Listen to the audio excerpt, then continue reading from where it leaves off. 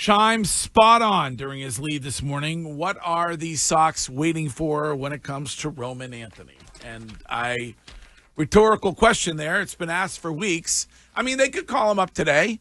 Curtis suggested last week maybe they want his debut to be in front of the Fenway faithful. Curtis.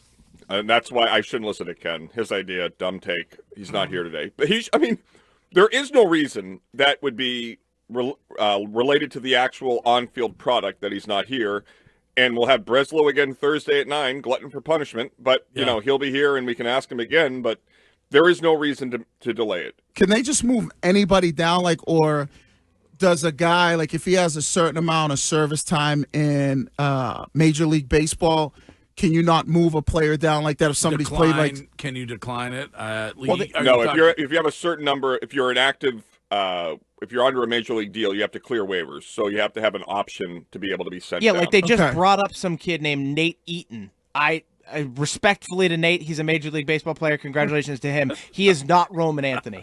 He plays the outfield, and his name is not Roman Anthony. So, I don't really kind of understand what we're doing. Curtis, you're the baseball guy. If you get called up, how many games do you have to spend in majors to then get a major league pay, even if you get sent back down? So for every day you're here, you get a prorated number off the minimum.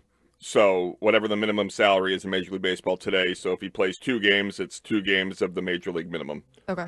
I believe. Well, and that's the argument is that they're just being cheap here. But it's not about the cheap now. So the reason they would be keeping him down in Worcester is because they don't want him to accrue service time, which gets him to free agency sooner. So you delay his arrival with the big club, then you get him longer on the deal where he's not getting free agency dollars. Okay. So you're saving money on the back end right now. If that makes sense. Yeah, that makes sense because then you're basically let's keep pushing this thing out because it'll take him longer to get to free agency. Right. Instead of just being a better baseball team. Oh, and I also wanted to clarify one thing too, Greg. The number 1 overall pick last year for the Atlanta Hawks, 4 years, $57 million for the length of his contract. Where for some reason, I don't know why I thought $12 million was the length of the contract. So Cooper Kupp is going to make 4 years. Flag. Why do I keep saying Cooper Kupp? It's okay. Cooper Flag. Yeah, it's the name thing with you. Yeah. We all screw up names. Yeah, Cooper Flag is going to be somewhere 4 years, $60 million. So he still made almost. At some point, also, you're wasting. If you're the Red Sox, you're wasting an incredible season from Garrett Crochet. Mm-hmm. Yeah. And I get it. You got him. You got him for a while here. He's got a pitch. But I always thought it was easier stealing. I always thought it was easier to play young guys on a bad team, less pressure. So that's not what Craig Breslow said. He said there's, you're risking mental damage. But saying that to me proved that it's the owners running this because that is even for Breslow, who can, make a mistake from time to time. He is a smart guy.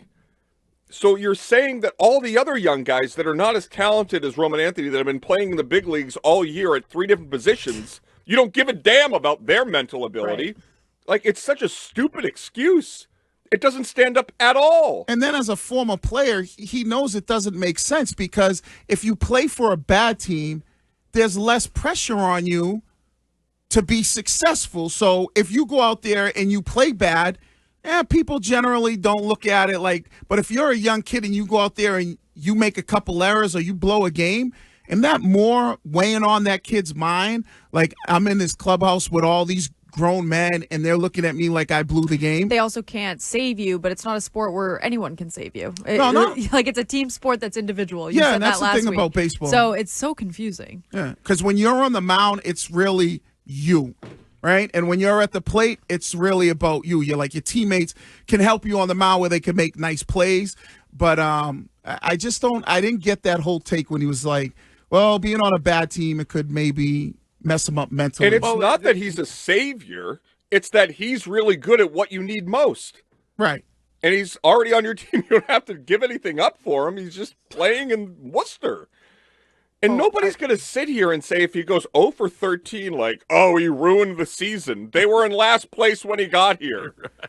Right. It's such they just think people are so dumb. Yeah, no, he was acting like it's so much pressure, it's going to be all on him.